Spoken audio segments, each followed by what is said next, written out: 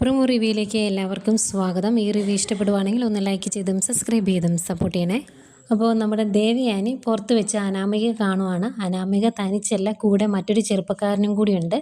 രണ്ടുപേരുടെ ഇരുന്ന് cool drinks ഒക്കെ കഴിച്ച് ഒരുപാട് സന്തോഷത്തോടെ വർത്തമാനമൊക്കെ പറഞ്ഞിരിക്കുന്നതാണ് കാണുന്നത്. അത് കാണുന്നത് ദേവയാനിക്ക് ആകെ ദേഷ്യമാകുന്നുണ്ട്. ഇത് വീട്ടിൽ വന്ന് ആദർശനോടും നയനയോടും പറയുന്നുണ്ട്. അത് കഴിഞ്ഞ് ആദർശ് നയനയോട് പറയുവാണ്, അനിയുടെ ഭാര്യയായിട്ട് ഈ കുടുംബത്തിലേക്ക് കയറി വന്നത് ഒരു വിഷവിത്താണല്ലോ നയനെ.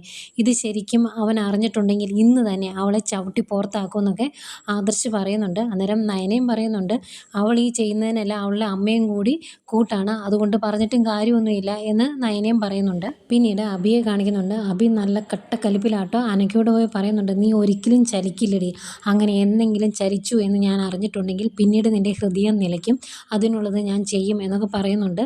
ആദർശം നയനയും സത്യം അറിഞ്ഞല്ലോ, ഇനി അവർക്ക് കീഴെ നിൽക്കേണ്ടി വരില്ലേ, അതിൻ്റെ ദേഷ്യമാണ് അഭിക്ക്. പിന്നീട് നയനയാണ് കാണിക്കുന്നത്.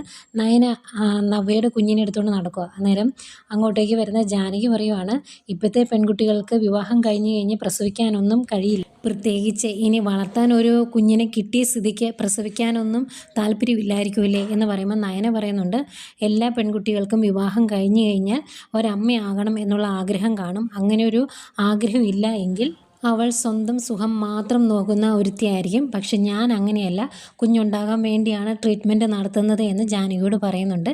ഇതൊക്കെയാണ് പ്രമോ വിശേഷങ്ങളായിട്ട് കാണിച്ചത്.